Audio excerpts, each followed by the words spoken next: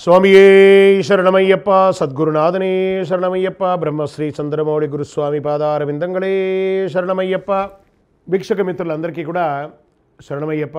అయ్యప్ప స్వామి వారి యొక్క దీక్షా సమయం ఆసన్నమైంది.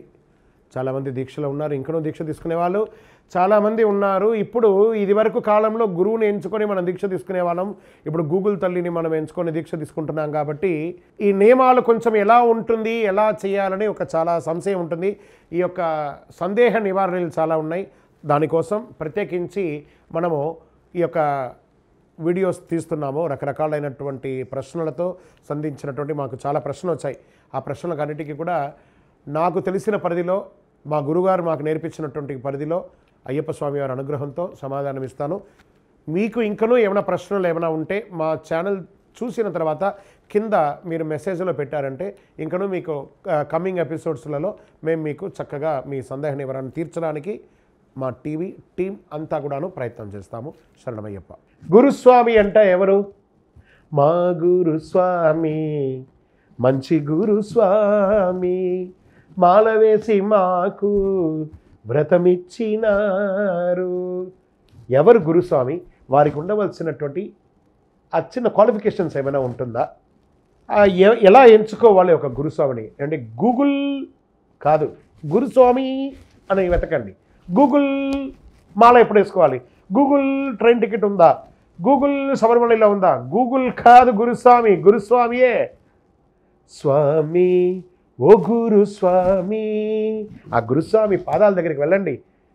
ఆ పాదాలను తీసుకొని మీ ఒడిలో కూర్చొని మీ తొడ మీద పెట్టుకొని స్వామి పాదాలకు పట్టండి. గురుస్వామి నేను దీక్ష తీసుకోబోతున్నాను, అయినా నాకు అనుగ్రహం, ఆ స్వామి వారి యొక్క దీక్షను నాకు అనుగ్రహించండి అని చెప్పి గురుస్వామి దగ్గర ప్రాధాయపడండి. ఆ గురుస్వామి మీకు దీక్షను ఇస్తారు. ఎలాంటి గురుస్వామిని ఎంచుకోవాలి? ఆ గురుగారు కూడా ఒకనాటి కన్యస్వామి కదా మీలాగా. ఆయన కూడా వాళ్ళ గురుగారి దగ్గర ఇలాగే దీక్ష తీసుకుంటారు. గురుస్వామి అన్న తర్వాత ఒక చిన్న క్వాలిఫికేషన్, స్వామి మేము చదువుకోలేదండి, మాకు ఇవన్నీ తెలియదండి అని చెప్పడానికి లేదండి. మీరు చదువుకోలేదా, సీనియర్ స్వామిగా ఉండండి, కానీ గురుస్వామి వేషం వద్దు.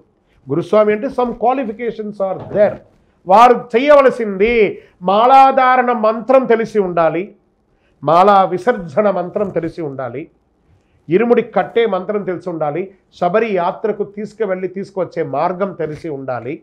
అయ్యప్ప స్వామి వారి యొక్క పూజలో గణపతి అష్టోత్తరం, కుమారస్వామి అష్టోత్తరం, అయ్యప్ప స్వామి వారి అష్టోత్తరం 3 తెలిసి ఉండాలి, 18 నమస్కార శ్లోకాలు తెలిసి ఉండాలి, కాస్త అనుష్ఠానకర్తగా ఉండాలి. దానికి కుల మతం ఏది లేదు. అలాంటి ఒక గురుస్వామి ఎంచుకొని వారి దగ్గర దీక్ష తీసుకోండి. ఏమండి నేను 30 సార్లు వెళ్ళానండి, మేము చదువుకోలేదు.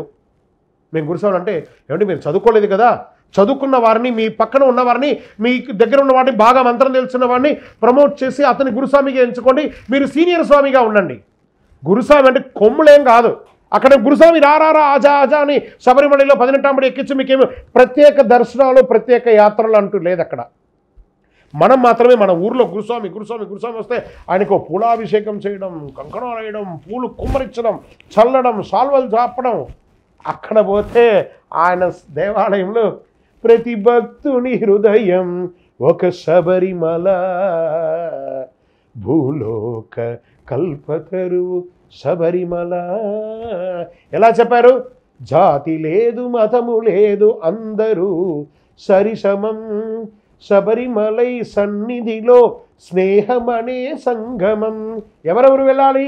పేద లేదు, రాజు లేదు, ఎందులేని అద్భుతం, అంతులేని ఆనందమే అయ్యప్ప దర్శనం. ఆ యొక్క సిద్ధాంతాన్ని తెలిసిన వారి గురుస్వామి. అదేదో ఒక పెద్ద ఇదిలాగా చూపించేసుకొని ఆ 40 రోజులు మాత్రం వీరికి ఇక్కడ చూడగానే ఇలా గొప్పగా ఇలా ముడుచుకొని కూర్చోవడం, పూజలో పోతే కాళ్ళ మీద కాలు వేసుకొని కూర్చోవడం, ఇలా చూడడం అందరినీ లేదు. గురుస్వామి అంటే గురుస్వామియే. గురుస్వామి దైవమే. Guruswami is a message to the society. ఇంకా కొంతమంది ఉత్తమ గురుస్వాములు ఉంటారు, చాలా గొప్పవారు. వారు ఈయన ఒక పూజకు పిలిచి ఉంటారు, ఆ యజమాని అక్కడ పూజ చేస్తూ ఉంటారు. ఈయన ఒకవేళ ఆయన గుర్తించకపోతే ఆయన మాలలంతా వేస్తూ ఉంటారు, అందరికీ టవల్స్ షాల్వలంతా కప్పుతుంటారు. ఒకవేళ పొరపాటుగా ఈయన దగ్గరికి వచ్చేటప్పుడు అయిపోయి ఉండొచ్చు, లేదా అందుబాటులో లేక ఉండొచ్చు.